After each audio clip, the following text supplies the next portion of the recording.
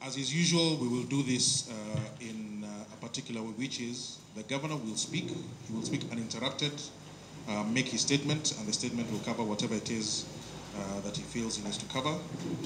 Once he's done with that, we will then come back to you in case you have any questions, and we will take your questions, and we'll try and exhaust everything that you may want to speak about. So for now, I want to turn it over to the governor for him to address us and take us through his statement. Thank you. Thank you, Wallace. Good morning, everyone. So as Wallace said, this is our regular post MPC meeting press briefing, media briefing. And I'll try and go quite quickly through the work that the work that the MPC has done so far, and how they got to the details of their conclusion. So what is a conjuncture? At this moment, the MPC met against a backdrop of continued strengthening of the domestic economy and a worsening external outlook. While the outlook generally remains for the economy looks favorable, there are significant downside risks, some of which are being realized. So I will cover the various, let's say, sections, the first of which is the overall domestic economy. So inflation, as you know, has remained well anchored and low, and the expectations are also stable. And the last number on this was February at 4.1%, which followed 4.7% in January. And this is despite the other things that were ongoing that I'll mention in a minute.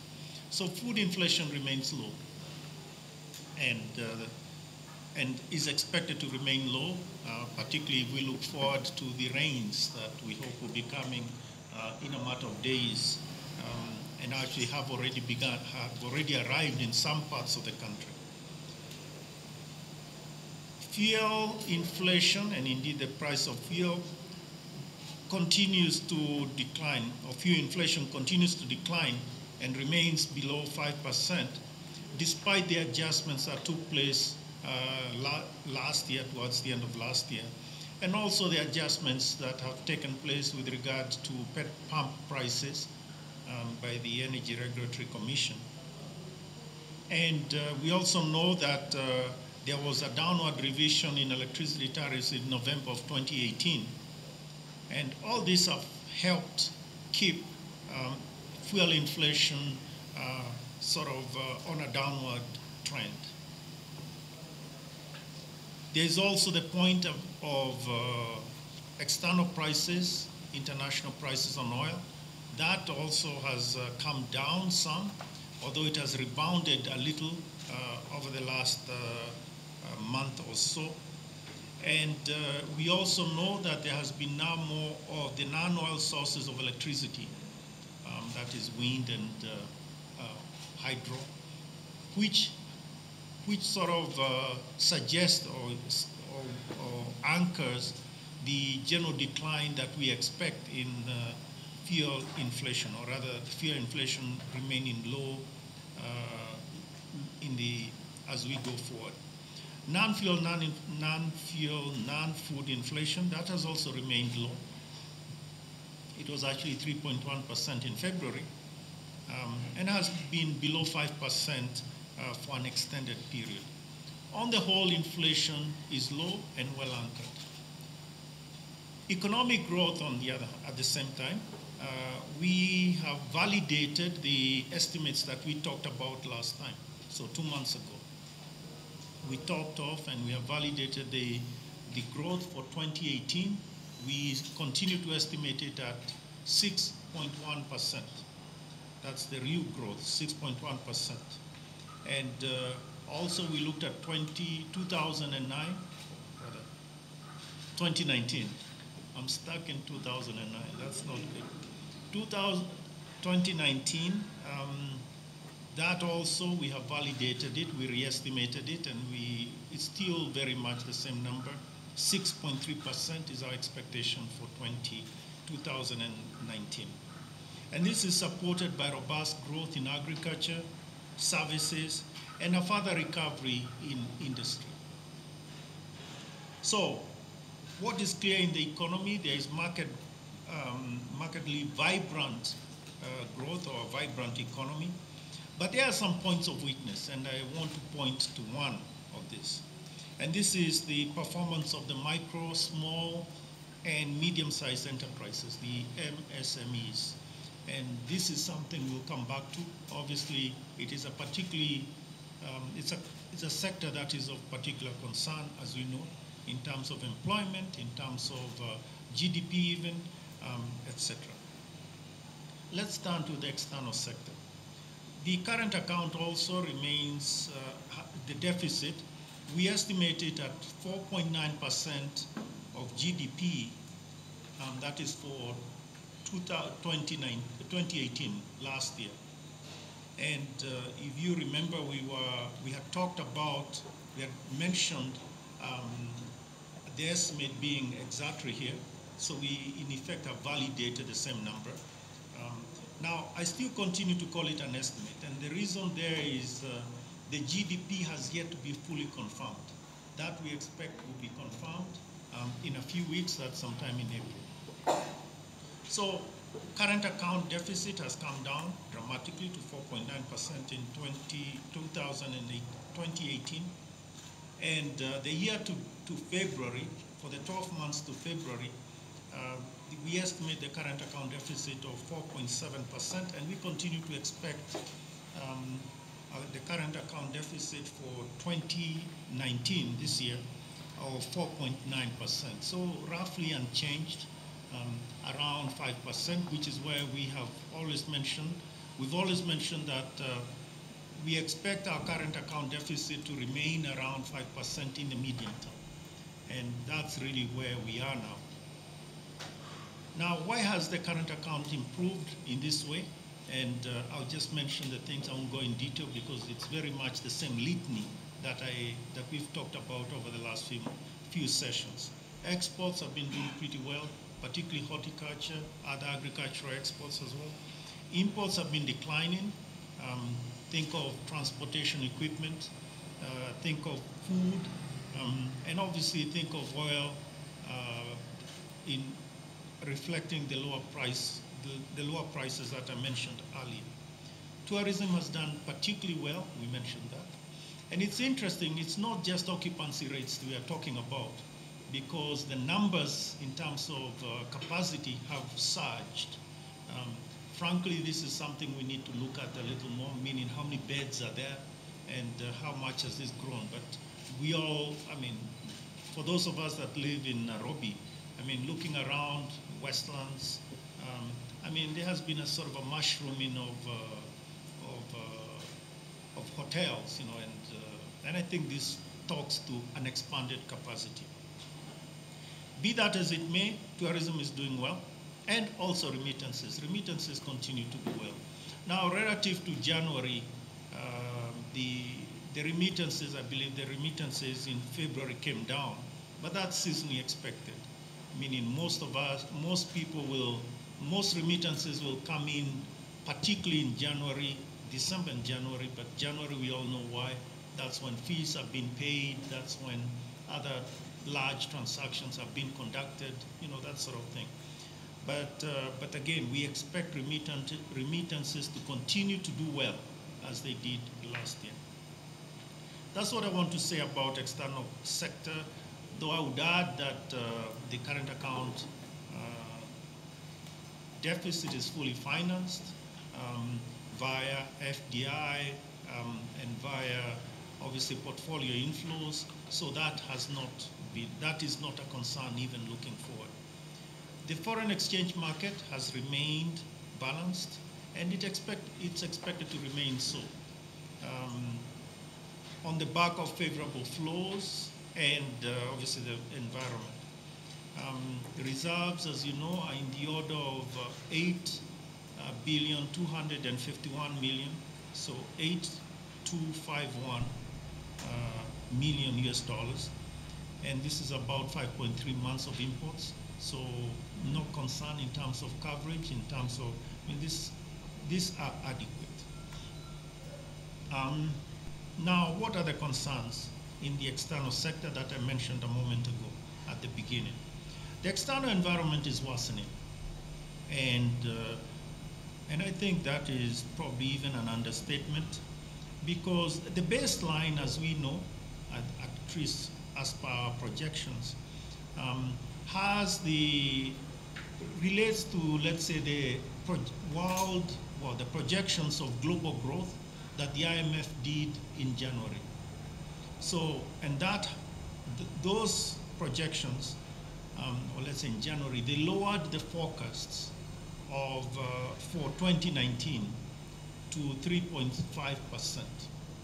Now they are about to do they are about to release some other forecast. They do this every quarter, and these ones are the big ones. So this will be done in maybe 2 weeks from now. And the expectation is that this is worse. They'll be worse. Why? Because China has slowed down even more than was expected. I mean, all the numbers that have been coming out were not favorable. Then, of course, the impact of the China-US trade dispute, that is having an even larger effect, or larger than expected impact on the US. So you're talking a spillback to the US. So yes, and this is well indicated, for instance, in the announcements of some of the large, let's say, institutions in the Fortune 500, Apple and all that, revising their estimates down, even Amazon revising their performance down, airlines also revising their performance down. So actually, it started off as a dispute, well, let's say a bit of flexing, then a bit of a dispute, then usual fights, and now it's clear that nobody's winning. But anyway, so the point here is that will itself cause a bigger impact on the global economy. There's of course another element, which is the lack of clarity in fiscal policy in the US, and what is clear to be a big issue, the lack of independence of the Fed, or questions about the independence of the Central Bank of the US. That obviously is causing jitters in the market and so forth. Last but not least is the famous B word, Brexit. Now I don't know, it depends what day we are talking, right?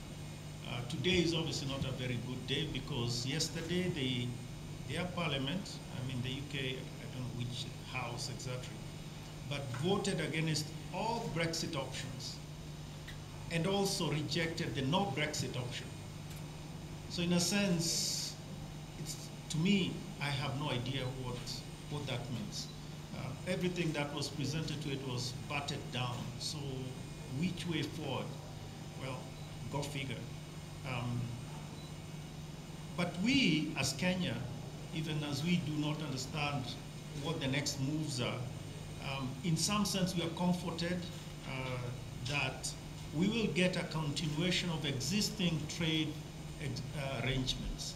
So no matter what happens in Brexit, in terms of our trade, we will continue with it. Of course, the impact is also on FDI, meaning because we do get investments from the UK, and maybe the investors there, I'm talking of FDI, not portfolio investors, but FDI, would probably rethink and slow their decisions in other jurisdictions, ours included.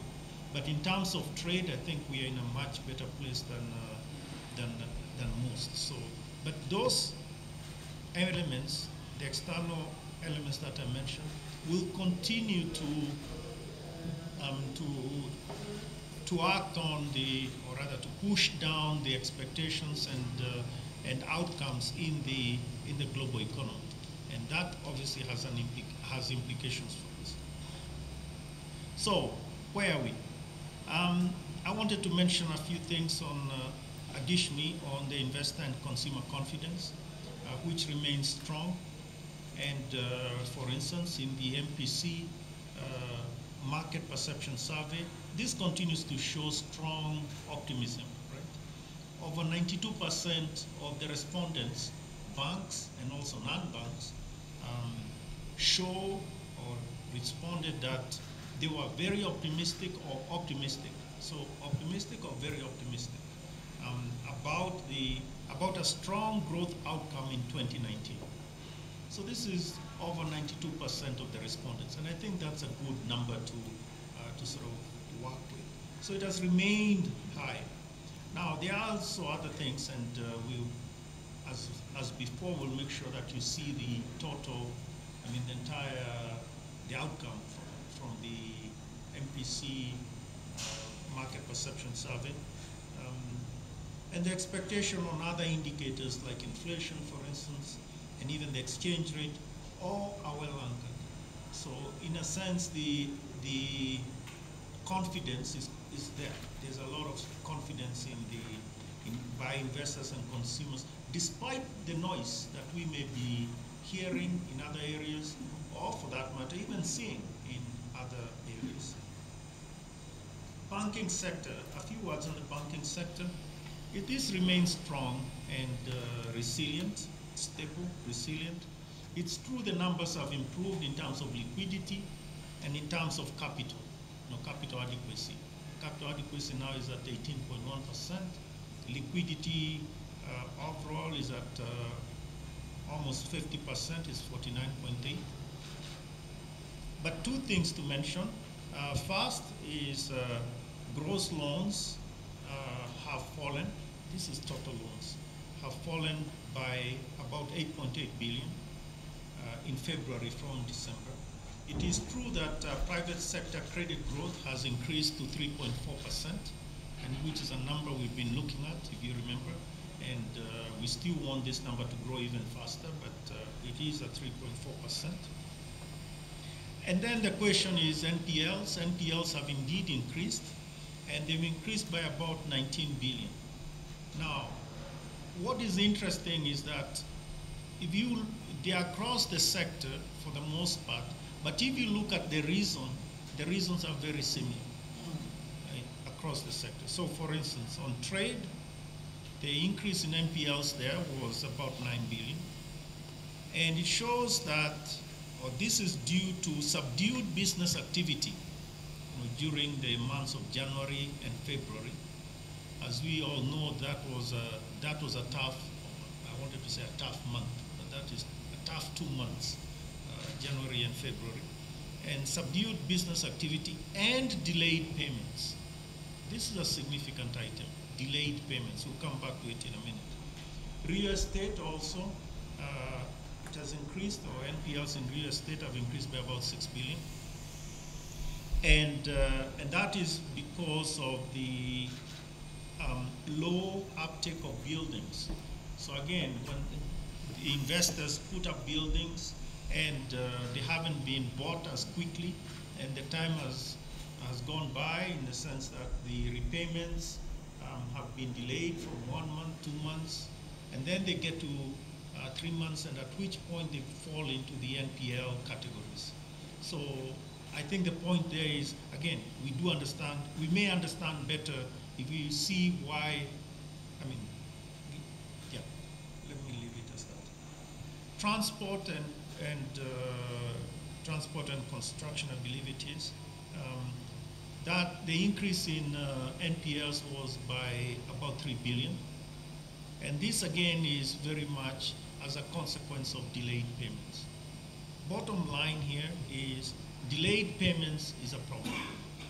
And it delayed payments by primarily, well, by both, let's say, public and private sector entities. So these are, for instance, the county governments, obviously national government as well, but also, worrisomely, the private sector. So here is a case where I ask somebody to build, I don't know, a school, or for that matter, some other project, paint a house or whatever it is. And at the end of when the project is done, and that person maybe had to use his or her resources, or even borrow, to get the inputs, paint, cement, whatever else it is. And then after the project is done, I do not pay. I have a long story that bottom line is the payment is delayed 1 month, 2 months, 3 months, 6 months, and this is a problem. So that is a big issue, and we need to deal with it as a country, as a economy, and so forth. There are some ideas and there are some suggestions to deal with this, but I think it's important to see that it cannot be a, let's say, a one-size-fits-all solution. There has to be, because the problem comes from many directions. But bottom line is we need to reduce the period of delayed payments from where they are now to more normal levels where you say maybe, I think the DG can give us the better example here, but 30 days, 45 days. I mean, beyond that, then you're causing a lot of pain on somewhere else in the system. Okay, so I leave that. But I would also say that banks continue with their measures, various measures, mitigating measures, and which include the recovery efforts that we talked about, we've been talking about for some time.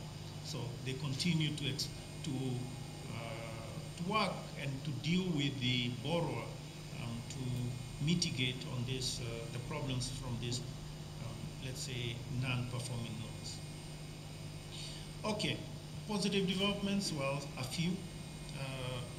I would say the first in terms of I'm talking now about the banking sector. There are many points, but I just want to pick a few.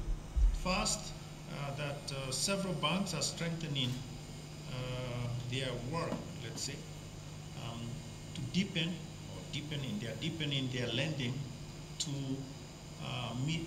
MSMEs, either directly or through this value chain lending model.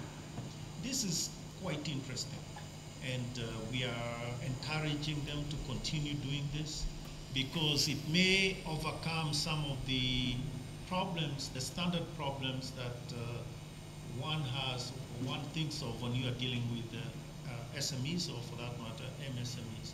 And this is things like information, things about, information about what they are doing, and credit worthiness and so forth. And this can mitigate and actually reduce the, let's say, the risk of lending to this sector, particularly if you lend indirectly through, let's say, the large entity that is working with them in particular ways. So that is something we need to watch. The other one is the ongoing consolidation. And this is really, from our perspective, we are encouraging it because it's creating stronger and more resilient institutions. Remember, we have been talking about what is it that we want to see in the banking sector. And we did have even discussions with some of you. I do remember having discussions in the Intercontinental with some of you. They know themselves. And yeah, the point about consolidation would be very beneficial to us. But what we declined to do, what we refused to do, is to force the consolidation, right? And we wanted sort of a market-based consolidation, and this is working. And we want to have them have very strong business models. So that is good, and it's something to watch, that space. There's also a lot of interest, is at that point, a lot of interest in external, that is, from particularly well-established IFIs, international financial institutions. A lot of interest in providing equity and debt financing to our banks, or some of our banks, and that is obviously something to watch. Obviously, money is not the solution to everything, and I think even then, when they come in, we need to be sure how they're coming in. So it is not a slam dunk sort of solution, but I think the point here is that it's good that there is that interest, and obviously, as they come in, we will watch them as we are supposed to, according to our law. What's the bottom line? Bottom line is that we have a good overall outlook, as I have explained, in our economy.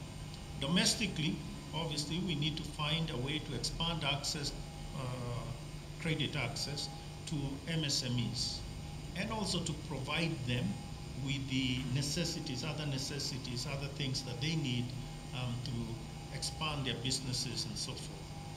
And then obviously on the external side, the external outlook is quite unfavorable and could very well become problematic. So it is important that we watch that as well. That's what I wanted to say on the presentation, well, relating to the Mpc's discussion yesterday.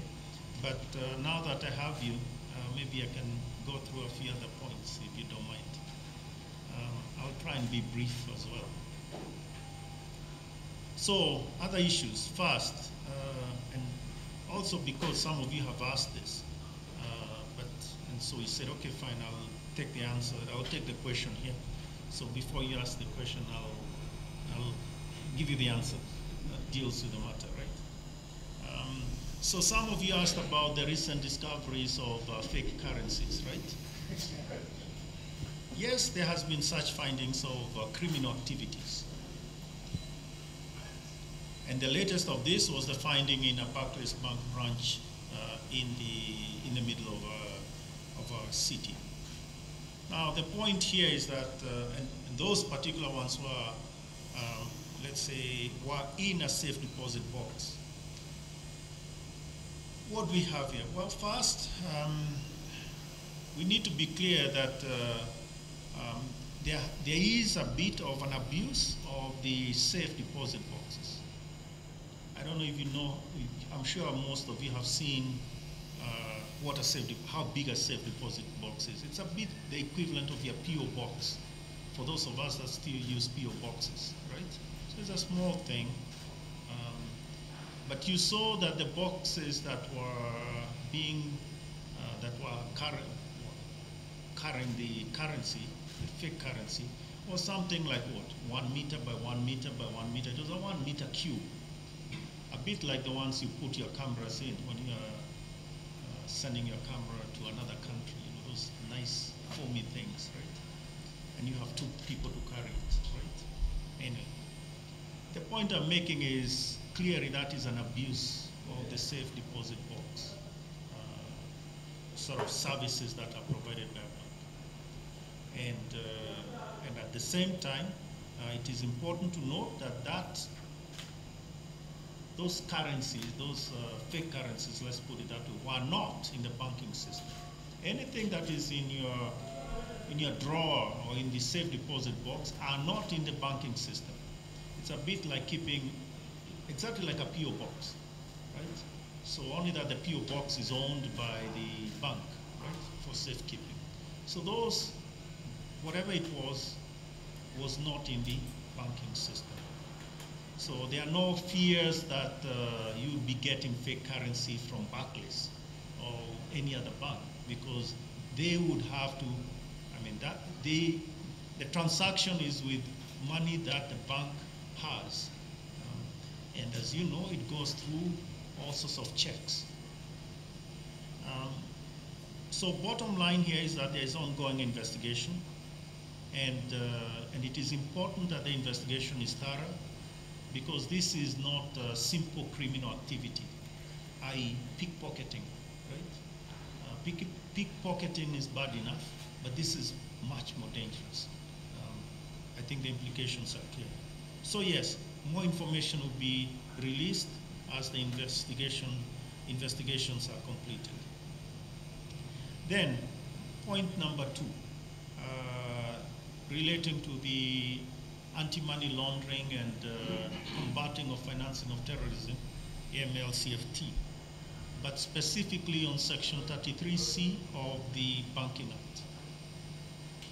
As we have explained, as we explained on March 12th, I believe, to the Finance Committee of the Parliament, the National Assembly's Finance Committee, the Central Bank has acted to implement the amendment that was introduced in the Finance Act. That, I think, is clear. We always implement the law. We do not choose what to implement and what not to choose, what not to implement. We always implement. That is clear. We also stated, and we explained it to them, that the law itself was unimplementable. Frankly, none of us can push on a string.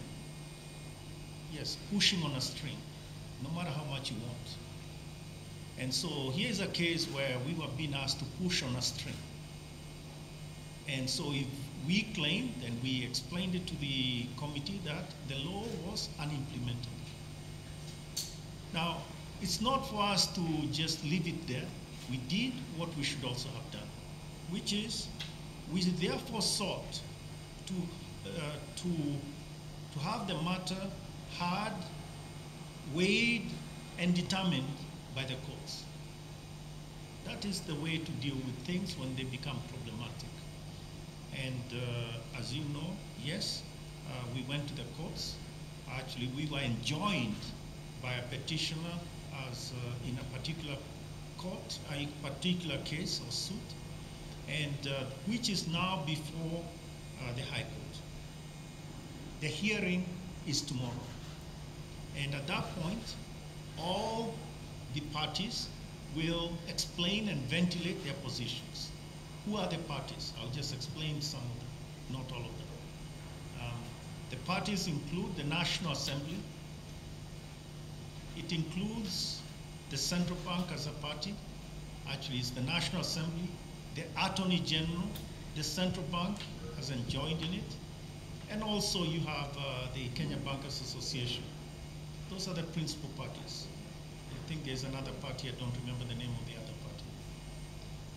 The point is that all parties have filed their positions, and it is for the court to hear them and determine. We have argued in detail some of the points that I have just mentioned in terms of, regarding this. And all the others have also put forward their positions. So it is important for us to listen to the courts and see and let that process run its course. I also wanted to underscore that as we did to Parliament, we did underscore to them, and we therefore underscore to you. We argued that the amendment itself is problematic. And we have said that if it is allowed to take effect, it will cause damage to the economy that is much more severe than the Golden Bug crisis of yesteryear. And we explained that, and we can explain that, and we will explain that in the courts, because the matter is quite urgent. Then I move to the other element, which is the interest rate caps. You know that the High Court ruled that the amendment of Section 33B of the Banking Act was unconstitutional. And you know, you have already seen that. You know the argument that the judges of the court put forward. In particular, that the amendment itself was unclear. So it is unconstitutional. And there's also another element which the court said that the petitioner did not fully convince the court that the amendment encroached on monetary policy. Also, there is a section of this act, there's a part of this section, Section 33B, that was struck out immediately, and that relates to the penalties. But it gave a 12-month window for the caps, during which, if there was anything to be dealt with, it would be dealt with, right? To be, as we say, sorted, to sort this thing during that period of time. Now, the ruling has been appealed by another party, and we ourselves have cross-filed in this appeal, because we need to explain, as I said, this matter of encroachment on monetary policy is alarming. Now, we are not the petitioner, so maybe, as the court said, the petitioner did not fully convince the court on this matter. But actually, I think it is we who should convince the court on that matter. And I would add that if you saw, if you looked at the press release, yesterday's press release, there's a bullet point that I'll read, I'll quote. The Monetary Policy Committee noted the High Court ruling on March 14th, 2019, relating to interest rate caps under Section 33B of the Banking Act. Nevertheless, the committee stressed that interest rate caps severely constrain the formulation, conduct, and effectiveness of monetary policy. Further, these interest rate caps have hampered access to credit by growth sectors, particularly the MSMEs. End quote.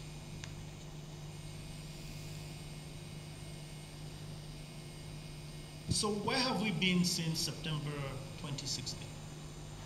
Where have we been? What is it that we have been doing? And I will just mention in summary some things that we've been working on. And now we are talking in the context of the strengthening of the banking system, because in effect, what cannot happen is when the interest rate caps are removed, we go back to the same old, meaning what used to happen before, the old way of doing things. Maybe we should all read Things Fall Apart.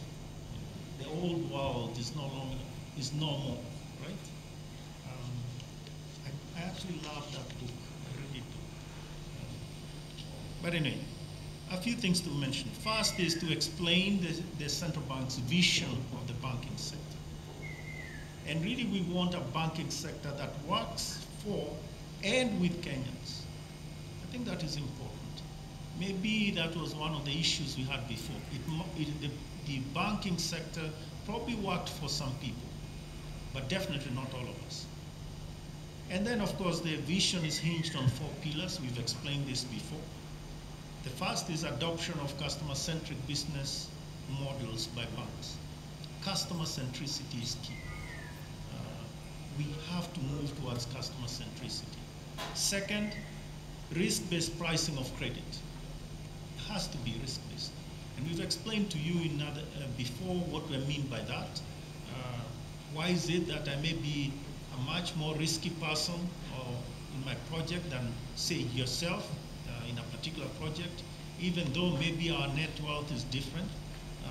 So I think this point is essential, risk-based pricing of credit. Third, enhanced transparency and information disclosure. And this has to be done correctly, simply, meaning not having the kizungu mingi kind of thing, right? When you have a conversation with your banker, right? And then fourthly, entrenching an ethical culture in banks, meaning they need to do the right things. Banks need to do the right things. Now, there of course are there are ongoing reforms, and this is what we've been doing since September of 2016 when the interest rate caps came. So there are ongoing reforms, and under each one of these pillars.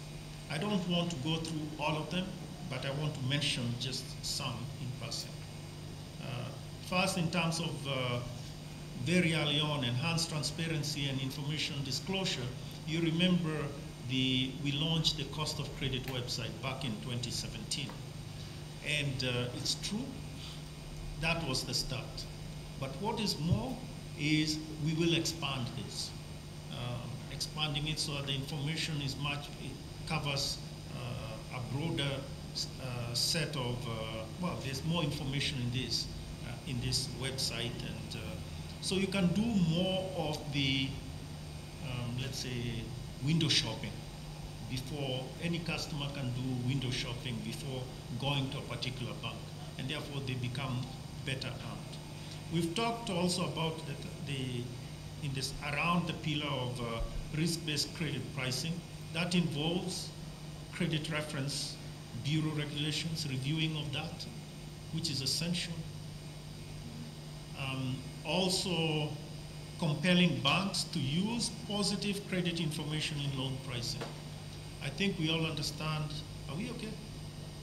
Is there something I'm missing? No, okay, we're okay. I get nervous because I have no information of what's going on, and the world changes, right? It's true. I got distracted, sorry. Okay, so risk-based pricing of credit pricing. And this relates, as I said, information that banks use to use positive credit information. So it isn't just blacklisting of people when you don't pay on time and things like that. There is the issue of entrenching an ethical culture in banks as well. That is yet one of the pillars we talked about. And this relates to entrenching on shareholders, the element of accepting lower returns. And we are thinking things like ROEs, right? So it's not magnitude, it's not numbers, it's not volume, it's not the quantum that is the issue. I mean, after all, the quantum of capital in any of these institutions is huge. The big issue is more the ROEs, the return on equity and things like that, so the rates of return. So in a sense, you need to, let's say, scale the returns correctly with regard to capital or equity and other factors. And this is standard financial sort of assessment or analysis, which some of you are much better off than myself. Finally, the issue of adopting customer centricity, customer-centric business models by bank. Now, we have compelled banks to review their business models, that you know. And we've also done a lot more in this. We've also done a consumer protection assessment, which we completed. So we did check what were the concerns of consumers in each of these banks. Mind you, this was happening in the background, right? This is something that we have been doing. And the findings of this have informed necessary amendments to the banking sector consumer protection framework. So we now know some of the things that we need to tweak. So what have we done? Well, on February 28th, the central bank issued the Kenya Banking Sector Charter to commercial banks and mortgage finance companies that we license. Now, this banking sector charter, it represents a commitment from the institutions, meaning the bank or microfinance institution, to entrench a responsible and disciplined banking sector, which is obviously cognizant of and is responsive to the needs of the customers and the population at large. And this really is a significant step forward in implementing customer centricity in the institutions. It is not just that they need to just have it and keep it in their drawer. They need by the, so it became effective on March 1 of this month, right? Of this year. So March 1. And institutions are required to develop time-bound plans that are approved by their boards. So in effect, you're holding the boards accountable. And they need to submit this to the central bank by May 31. Thereafter, the institutions, the banks will be required or are required to submit a quarterly report to us in the central bank and progress in implementing this, banking sector charter. And this is something that will ensure and that we can make inroads or further inroads in the customer centricity that I mentioned ago, but it picks up also on the other three pillars. So customer centricity, risk-based pricing, transparency and information, and of course, ethical culture in banks. Is this a very difficult thing to do? Well, yes and no. There's always some pain, a lot of pain, when you're making progress in a particular area. If any of you try to, if you're like me who doesn't run for a long time and then you go out there, at the end of the week to run, it's always painful. And then you tell yourself, I'll do this more frequently, right? But somehow I never quite get out there more than once a week. But I think the point I'm making with that example is that, yes, it's difficult, but if you entrench it in your normal way of doing business, for instance, if I run every 2 or 3 days, or 3 times a week, or twice a week, it'll actually become a lot easier. So I think the point here is it's not the difficulty that is a problem. The problem is how quickly, or should we say, the institution embraces the banking sector chapter. Now, finally, did we just bring these things out of the sky? How did we get here? How did we put together the banking sector charter? And why is it that we believe that this is really the solution for a fundamental problem that we have been having?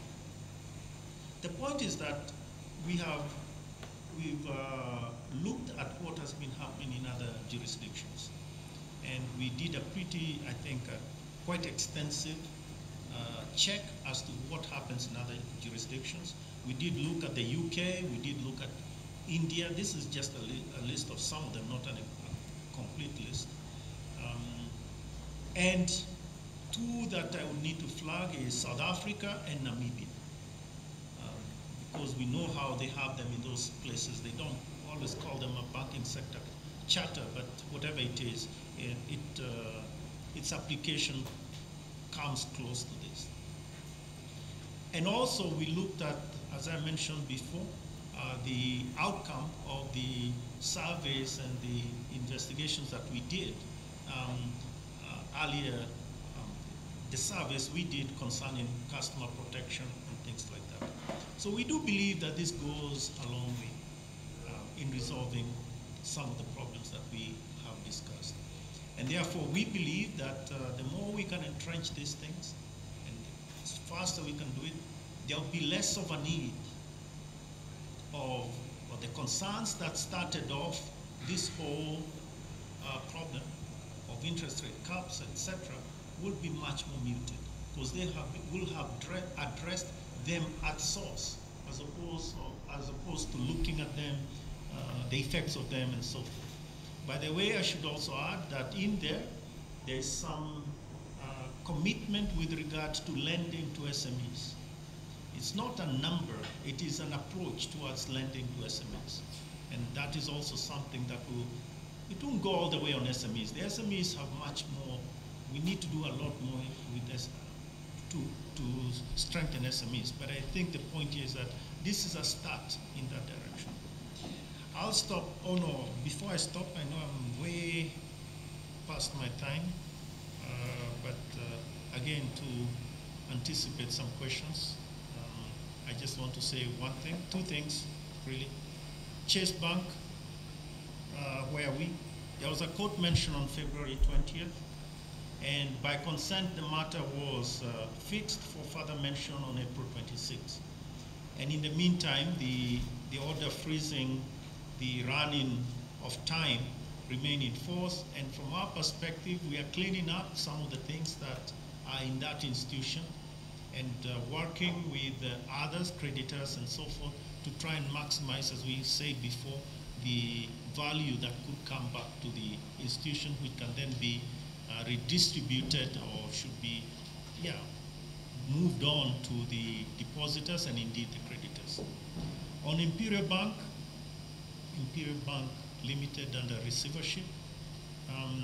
This was mentioned in the courts on March 21, and the court ordered a further mention on May 30th, so as to allow the negotiations with the KCB to run their course. So this is the negotiations, as you say, as you know, related to a carve-out of assets and liabilities, and that process was to proceed and negotiations with KDAC and also CBK. Where are we with that process? Just yesterday, we received a final or revised binding offer from KCB. We will look at it, we will study it over the next 2 days. Today meaning today and tomorrow. And next week, there will be a discussion at the KDIC board as well, which will allow us then to announce what is it that we have before us for depositors, as we had explained before. So that's what I wanted to say. I'll take your questions. Thank you very much. Njoroge from the Standard. About the Fed currency, just wanted to know, do you think there was a sort of impact of the dollars in the money markets given the supply and demand, the shilling? And then about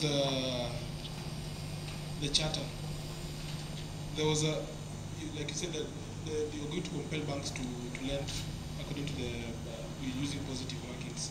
But given we are under the interest rate caps, is it practical that banks will be able to do that currently before anything is done to either remove the law to allow them to that flexibility to price risk? Lastly, about the shilling has really strengthened last year vis-a-vis other currencies. So we wanted to know, and your promises, you give us a model of comparing to the IMF. So I'm sorry, say that again? I'm saying about the shilling. Yeah. I remember when the IMF gave us the estimations, you promised to give us a model to compare with theirs. Yes. So I just wanted to know, like last year, it strengthened quite a bit against other currencies. So what do you think was the most motivating factor behind the strengthening of the shilling? Was it exports? Was it diaspora remittances? Given the relatively, there was not really much difference. Thank you. Thank you. My name is Faisal Ahmed from Citizen TV. I just have one question that is on the regulation of digital lenders. Do you think it's prudent that these lenders have increased the regulation around them is not clear, because some of them do charge interest rates that exceed the normal amount? Thank you. My name is Salah Tonja from Nation Media Group. Although partially you have answered the question about safe deposits in banks, but I wanted to know what are the rules of such deposits. Then my other question is that depositors of the Imperial Bank have moved to Tanzania to Tanzania courts to challenge the issue about their money in the Imperial Bank. Does that mean that the courts in Kenya and also CBK is not able to resolve their issue? Welcome. Okay, maybe we begin with your questions. First, in terms of rules and things like that, I don't have them here, but I think every bank has detailed rules about that, right? About what you should do, just like the post office. The post office has very clear rules. I'm saying the post office because we're much more familiar with it. Most of us have a PO box.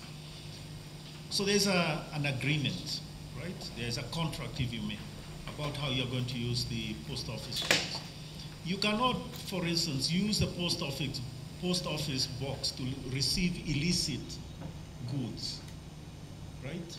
And you know what sort of goods I'm thinking of. Or even things that could be destructive, chemicals, or whatever else it is, because that is it violates the contract. Right? So if you are receiving illicit goods through these things, of course the post office needs to stop you and sort of say, hey, wait a second, this is not part of the contract. So I just wanted to be clear that there's nothing unusual about having rules, and the rules are very much the sort of things that you and I would understand. This is a case where you have criminals wanting to violate very simple things, and that is the whole point of being a criminal, right? So I don't find it surprising that a criminal wants to bend the rules. what I find surprising is that it was that easy. Meaning, this isn't just a little envelope. This is a thing which is 1 by 1 by a cube, which is 1 meter. Actually, a little less, maybe 3/4 of a meter. Huge. So this isn't just a little envelope. So we are dealing with that. But I don't want to say beyond that, because as I say, there's a lot that is going on behind the scenes. But I think the point is clear. Your sense is the right one, that clearly the rules were violated. Okay, when we are at this, let me take Gunyunyu's first question, which is impact of this fake currency on exchange rate. I really want us to understand each other, Gunyunyu. This is monopoly money. I don't know if you know the game Monopoly. Do you? So no matter how much you play monopoly money, does it affect the banking system? Does it? I'm asking you, Gunyunyu, because I want to be clear that you and I understand each other. Does it? It does? No, does it directly? No. You can, the kids can play monopoly money as they want, right? And it has nothing to do with what is happening in the banking sector and so forth. You understand? Let's start there. Now, obviously, you do mention the point of sentiment, right? Where you begin to say, oh, my money is not safe, and other things, oh, what's happening in the banks? But I think that's a second-order question, which relates to the criminality of the issue. Not every criminal activity leads to serious fright by all of us. I mean, you know, there are parts in this city where you know, if you go, you need to watch your wallet. You understand what I'm saying? Because you can be robbed. And that doesn't mean that the city doesn't go on. What we want to do is to make sure that those criminal elements are dealt with swiftly. And that's the issue. And if that happens, then there's absolutely no problem. So I think the point here is, it is what we do in terms of bringing the investigation sort of to a fitful conclusion and deal with the criminal elements as they should be dealt with. They don't belong in our society. They want to do things, they want to bring monopoly money and give it to you because it's dark or whatever else it is, because you cannot tell the difference. That is crazy. So I think it has to be clear, and I hope we understand each other. Let's then move on to actual currency. So the FX, you asked about the shilling, or somebody asked about the shilling. Yeah, it was you again, about the model and all that. Frankly, I believe that I signed off on that, but I'll check if it hasn't been circulated. This was not our model. It was how we calculate the exchange rate competitiveness and things like that, right? And we talked about the 4 models, and we talked about they had used a different model. That's what you are referring to. And my sense was that I had already signed off. This is like 4 months ago, so far back. I'd even forgotten about it. But I'm pretty sure, well, I don't know if I'm pretty sure now. Now that you say that you haven't seen it, then probably it is sitting on somebody's desk. So I'll go and check whose desk it is, if you give me space for that, right? But we did mention that we're going to put it out, and we will. So if there's any delay, I apologize for that, and obviously that wasn't the intention. Okay. You asked about what happened in 2018 and things like that. I thought you had explained a lot of why is it that the exchange rate moved in that way. And I think in summary, I don't want to go through it again, but in summary, first you need to appreciate what our exchange rate policy is. And just again to repeat, our exchange rate policy is we have a flexible exchange rate system. Flexible, so we don't target a rate. We don't target a direction. It goes as it pleases. It strengthens, it weakens as it pleases. The only thing we do is to intervene to minimize volatility.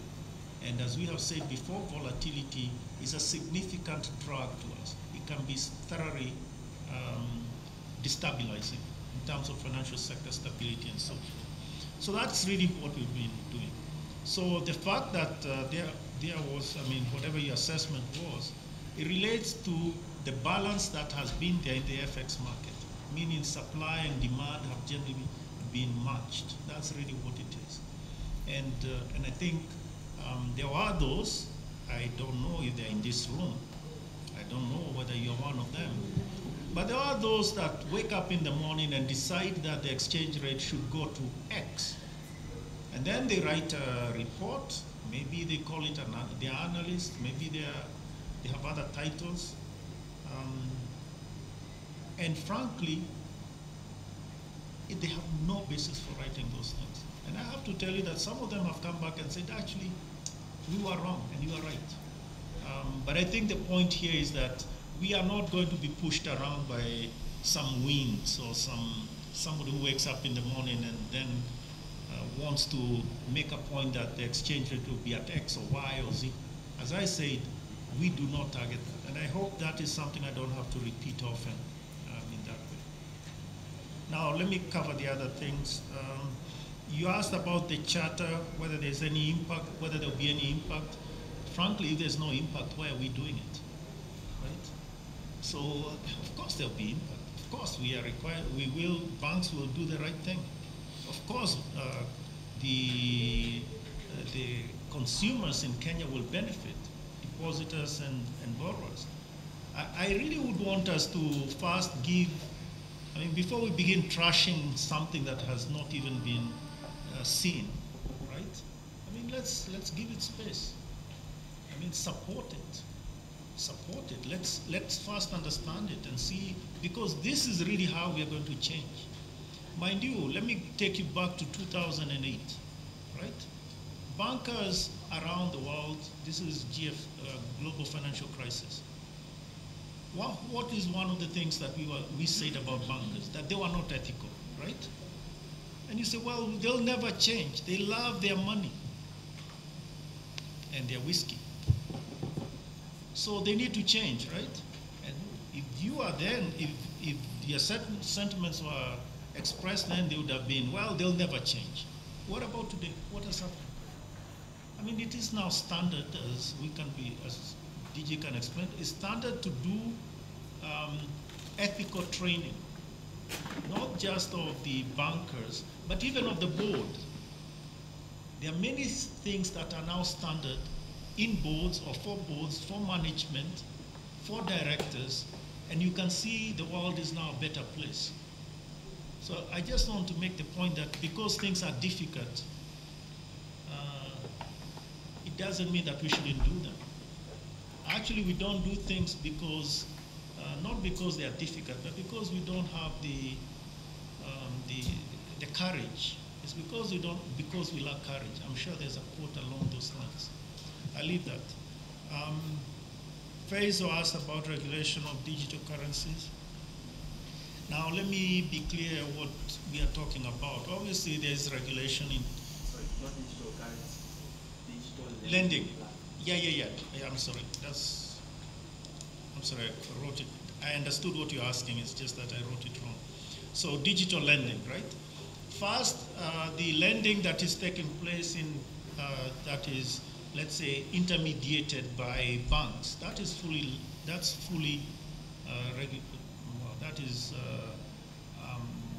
regulated by ourselves in the central bank. Let's begin there. I know where you're going. Don't panic. Okay. So let's begin there. So all the various lending, the Mshwaris, the KCB money, the Fuliza, all these are regulated by the central bank. And I think we have to begin there. Now, there are those sort of lending platforms, which is what you're talking about, which are just lending credit-only platforms, right? That's what you're asking. And they may use an app, but they're not different from the Shylock at the corner. I mean, the Shylock at the corner may be, just gives them money, transacting, directly. But the mere fact that it's coming to me via an app doesn't mean that we shouldn't have concerns about consumer protection or all those other things, right? And those, obviously, our sense is that, yes, we need to regulate them. We need to regulate them. Who in the end regulates them, that's not yet determined, but we need to. And it's not a surprise, right? Because look at circles. I don't know, Faisal, if your institution has a circle, right? And there are circles that are credit-only circles. And they too are regulated. In this case, they are regulated by the Ministry of Cooperative, I think it is, right? So it is important to protect consumers in that regard. Finally, I would also insist that, and this is a responsibility that you have as much as we, to inform and educate consumers about some of the, let's say, malicious schemes that are out there. We issued this press release back in when, 2016, about Bitcoin, right? And then the other day or whenever it is, some people are complaining that they lost money in some Bitcoin thing. Now it's true, it was Bitcoin Brazil, right? The mere fact that you have the word Brazil there, or the investors from Brazil, or whatever else it is, doesn't make it any easier. You understand what I'm getting at? So it is important for us to help our consumers understand. We've had pyramids here, pyramid structures, which are completely illegal, but they've been going on. And we need to inform our customers, our population, because these things are really bad. I mean, they really injure families. And I think we cannot just sit idle. Now, we do need to remind people again and again, but I think the information is out there, only that maybe it's not reaching the people that need the information the most. Or probably worse, that maybe in their greed, they ignore some of the warnings that are there. And I can understand that. I don't like it, but I can understand it. It's a bit like you are driving and everybody's telling you slow down, slow down, slow down. But there you are, going at I don't know what speed. And boom, there's a road construction ahead of you. I mean, you are warned. So you should have followed the warning, or at least given pause to what you're doing. Okay, we talked about the question about, so the last point is Jao's point on Imperial Bank going to Tanzania, as you say. Well, let's be clear. A particular depositor in Imperial Bank has sued in the East African Court in Arusha. So he's not going to Tanzania. I mean, the court is in Tanzania, but the point is that this is at the East African Court. And there was a discussion about, I mean, the matter was heard last week, and I believe it was on Thursday last week. And we actually did put forward our case in that issue, in that hearing. I don't want to explain in detail because I don't want to run afoul of the lawyers. But basically, what is clear is that from our perspective and our submission is actually that court doesn't have the jurisdiction to deal with the question that was presented. But those are matters that the court will decide on. Also, you should also know the Attorney General was also dragged into the case. So I think the point here, and those matters are also being dealt with in other courts here in the country. So we wait for the judgment on particular issues, but yes, it's right. Brenda,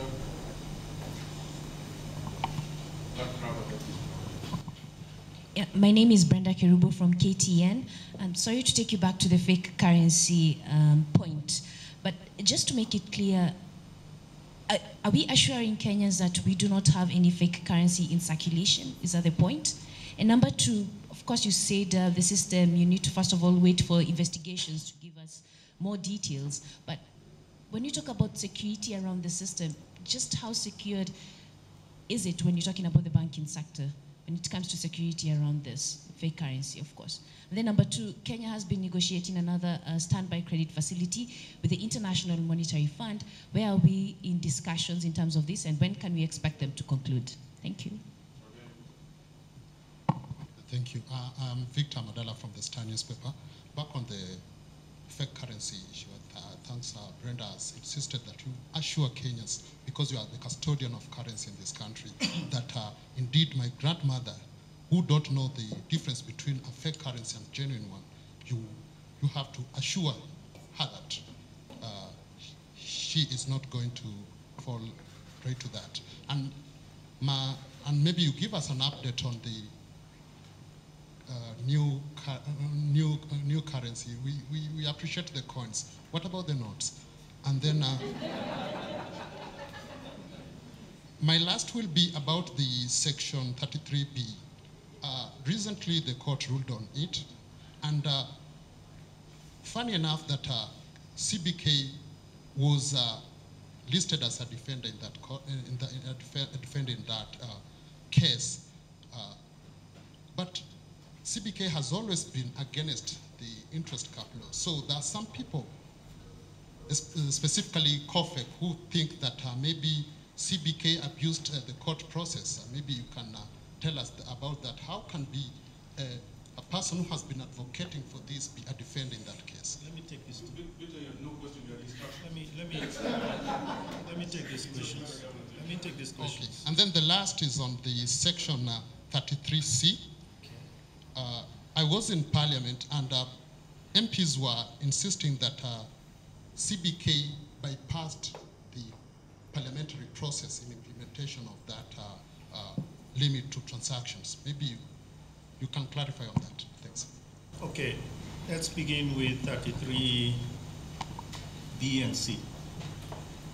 I don't think I should do commentary on what I said, particularly because these matters are in the court, right? But having said that, whether we are for or against a position, I don't know. I don't know. I mean, whether I should be for or against or defender or whatever else it is. All I'm saying is we are consistent in what we are saying. And I would challenge you to point out any inconsistencies in our positions in any of this and anything we've said in the past. So if you can point it out, then I'll deal with it. Now, whether or not the issue of 33C, I explained it before. If you can look at your notes just now, I actually stepped step by step, explaining where we are with 33C. And I did explain that we implemented all the laws and so forth. And the matter is now before the courts. So I would strongly encourage you, if you have information that the courts may find useful, you still have tomorrow. Present yourself to the courts. On the new generation currency, that's the notes. That is still in the works, and we, as we have said before, we want to finish this process as soon as possible. And the words I used before is with all due haste. Those are the words I used before, and I continue to use those words. On the fake currency, your issue, and also Brenda's, frankly, it's impossible to say that there isn't a single note out there that is not fake. You understand what I'm saying? You cannot. You cannot, because I don't know if Gunyunyu has been playing monopoly money and has ended up injecting his monopoly money into the system when he bought bananas or tomatoes on the way home. I don't know. You understand? So I cannot get to that level and say there isn't any single thing, because that's the problem. But I think the point is there are controls. There are certain controls. I'm not going to go into the controls. But I can assure you that the idea here is to make sure that we have, and it is an issue of credibility of the currency as well, that we have zero or near zero sort of counterfeit in the system.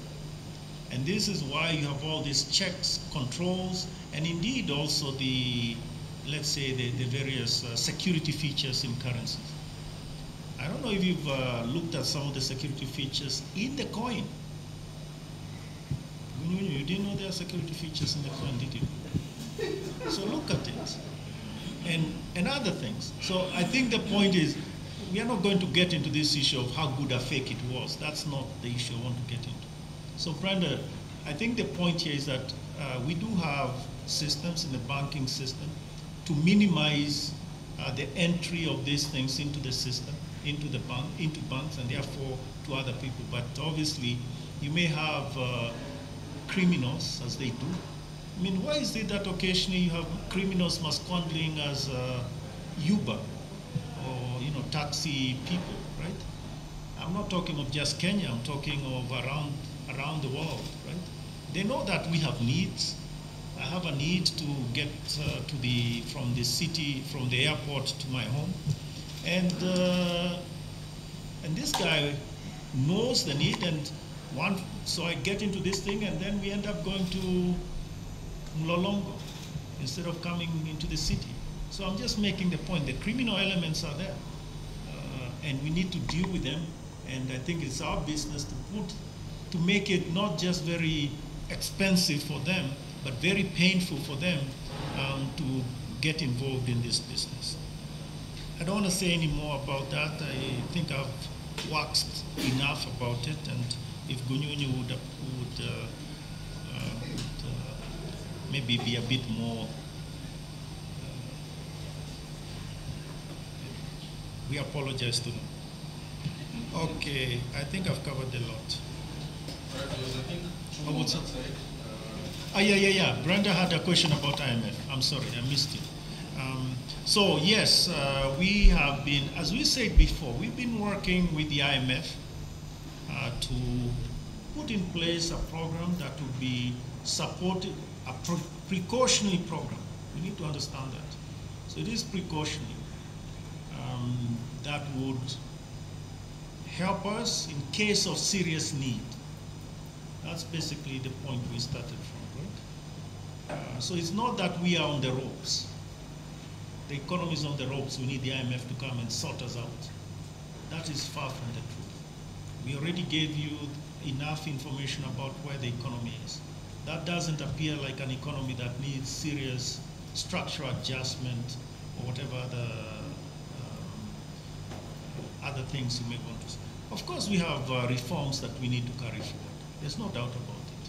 And I think anybody, any economist in this room, or any of you, or any Kenyan actually, they do understand that there are certain reforms that we need to do. That is not the issue. So we can carry these reforms forward. And in that context, of course, we've been discussing, which is what you said, negotiating with the IMF on a new program that will be precautionary. And so we are continuing with this. We had said before that we didn't have, we are not in a rush. So we will get to it appropriately, conclude, and then we'll announce it. So at this point, we don't have a timeline. We are working with them. We have had conversations. We'll probably have more conversations when we go there for the spring meetings in April. I think it is around April 10th or thereabouts. But I think the point here is maybe the sense of desperation wasn't there, which maybe some people thought we were definitely desperate. So I think people need to chill a little bit. What else? My language is improving. Omar Mohammed from Reuters. I have a couple of questions. Yeah, my question was on the offer for Imperial Bank. Could you give us the valuation that the KCB has put forth on that offer? And then my second question was with regards to the interest rate cap decision, and I hope I heard you correctly, but did you say that the central bank has also gone to the courts to argue its role with regards to the monetary policies, regulatory place that it has? Is that right? And could you talk about what argument are you going to make to get that decision in your favor, if you like? Mr. Hamlin. There's been a suggestion by banks to set up a Nairobi interbank rate, sort of like the LIBOR, the London interbank rate. What's central bank's take on this? Do you think it will work, and are you supportive of the idea? On NYS2, you had promised a second cluster of banks that were involved, and that you would release more details on that. Could you tell us which are the other banks that were involved? Because you had said, you mentioned the major ones, and then there was to be a second part. On the IMF facility, you say you're not in a rush.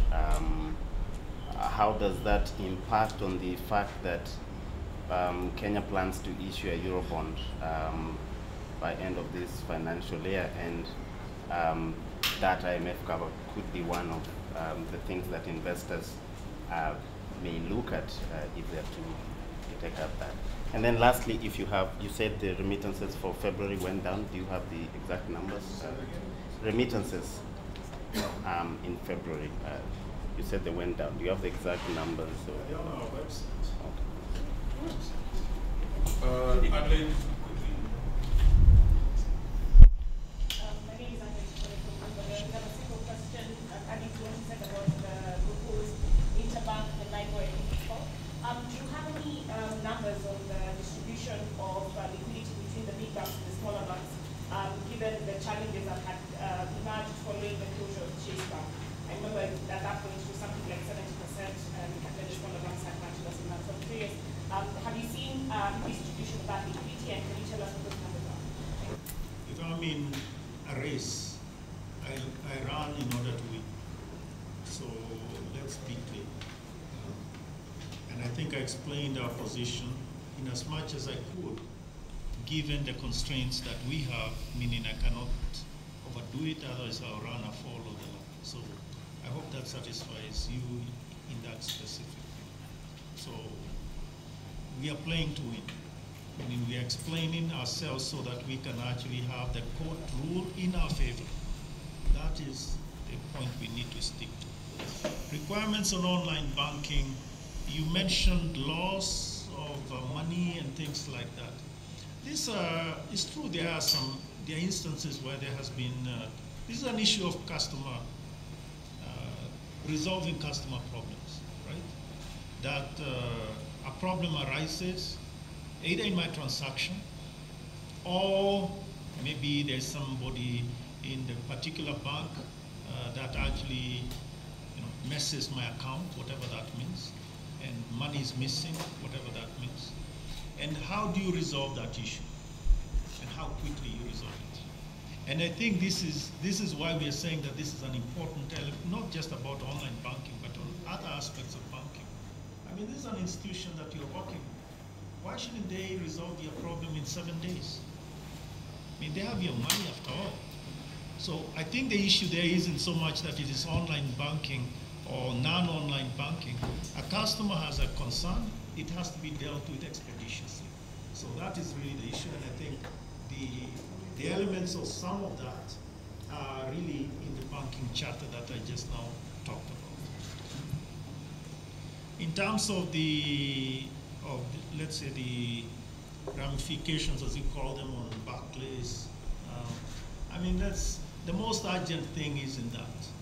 The most urgent thing is to apprehend the perpetrators, right? And deal with them in a summary fashion.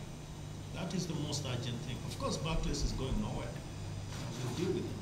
I mean, you understand what I'm getting at. There's an issue of prioritization. I mean, I could say we are doing this and the other, but if that allows the crooks to disappear, I don't think we are doing justice to anyone. So I think let's prioritize things. We begin with the plumber. I cannot tell you what the offer is. I'll ask you to wait until next week. I hope that won't be such a long wait. And I think, I mean, as I said, I gave you a timeline as to what we are doing. And I hope that was sufficient for your readers and others. On the interest rate caps, just to clarify, yes, the court ruling, I think I explained what the ruling was, at least in summary, right? And I also say that there has been an appeal to that ruling. And we have cross-filed so that we can explain to the court, among other things, the other things we will deal with, that we need to explain this business of why the interest rate caps are in some ways harmful. And as I explained to you, I quoted this thing, right? That the severely constrained formulation, conduct, and effectiveness of monetary policy. And if you really want to know about monetary policy, I'll read you. I have this in my pocket. Constitution of Kenya, Section 231, number 1.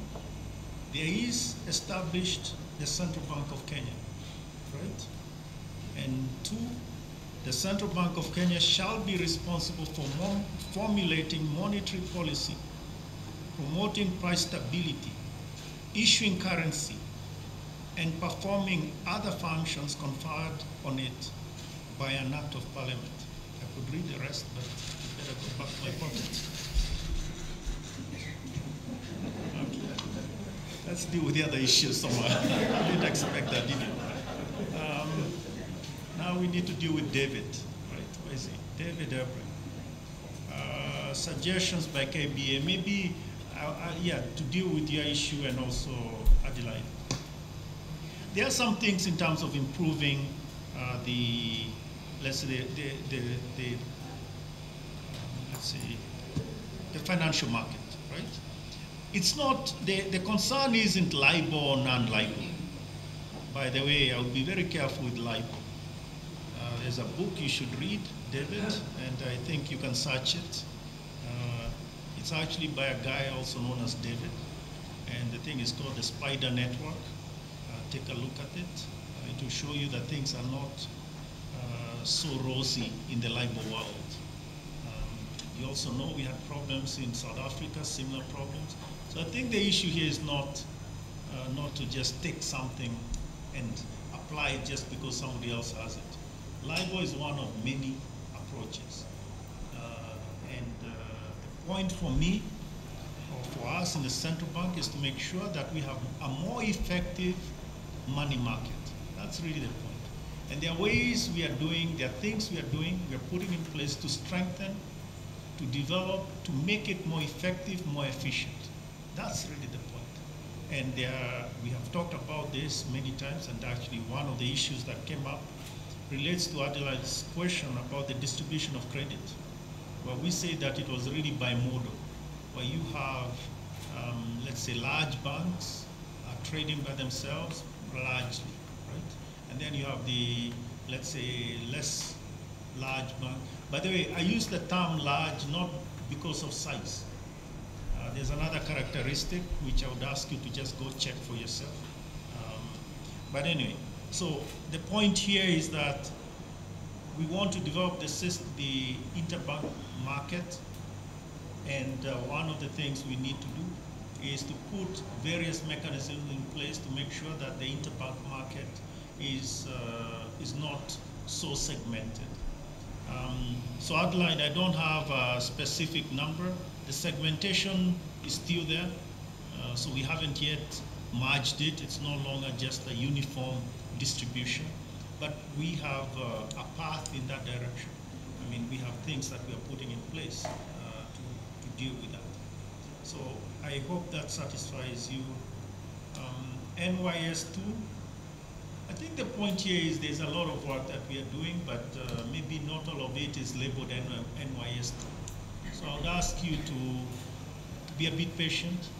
I hope you did see that some of the issues that were being dealt with, they are being, for instance, the 5 institutions, the 5 banks that we dealt with, they are now being dealt with by the Director of Public Prosecution, right? You saw all that. And in terms of any other banks, we will see. We we're going to deal with them, and we will deal with them. Only that, as I say, maybe there are slightly more urgent things that have gotten onto our radar, and we need to deal with those more urgent things. Not that we've forgotten all these things. Mind you, the suspects are pretty much, I mean, it may be the same set of suspects. You understand what I'm getting at? Only that they're acting through other banks as well. So, and anyway, in terms of the IMF facility, you asked why the delay considering Kenya plans to go to the Eurobond. Frankly, those two are two different things. We may or may not go to the Eurobond. I mean, there is a plan for it, right? But we don't go to the Eurobond because we have the IMF program. And we don't have the IMF program because we want to go to the Eurobond. I don't know why that is so, why that distinction isn't being granted. Now, you may have your views about why it is good to do both, but those are your views, right? And so I just want to make it clear that let's separate separable things. And the IMF decision on that is completely different from the Eurobond. I know some of you have written that it will improve the pricing and all those other things. Did you look at an institution, a country that issued a Eurobond recently? Do you know which one I'll give you? Ghana. I think it was, what, a week ago maybe? Did they have a program? Do you know if they do? They don't. They actually got off a program, I think, a month ago. So you see my point? That the fact that you have a program and that you are going to the Eurobond are separable things. And some of us are so, let's say, fixated about these two being that they are aligned. And that's maybe why we at times feel that we're under pressure. But our sense is the same. I mean, we'll do it when we need to, or as of when. We are in no rush. And when we need it, we'll go and deal with it. But I think the point is we do know the benefits, and we are working towards it, and making sure that we have a good program that actually is works in our favor, favorable for us. I didn't want to say so much, but so be it. Outlook in terms of, this is your problem, your question, remittances. I think those are favorable. As I said, remittances continue to be good, and they will, I mean, we expect substantial, I don't remember the number, but the number in my head now is 3.6 billion from 2 point something. Anyway, I don't know what it is.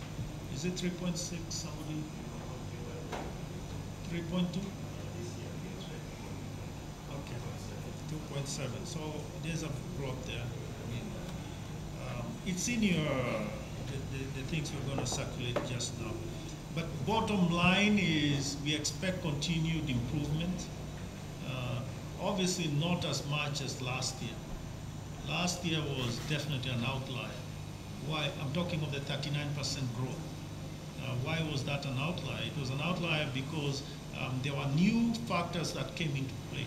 More efficient mechanisms or instruments to bring in remittances, for instance. That will stay, of course. We are not removing it. It's just that you are now at a higher base. So in any event, bonds to support the shilling, I don't know what that means. I would ask you to explain to me what you mean.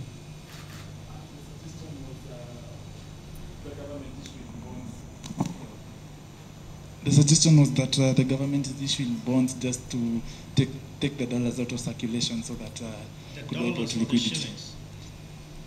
The shillings depending on who's investing. What's that?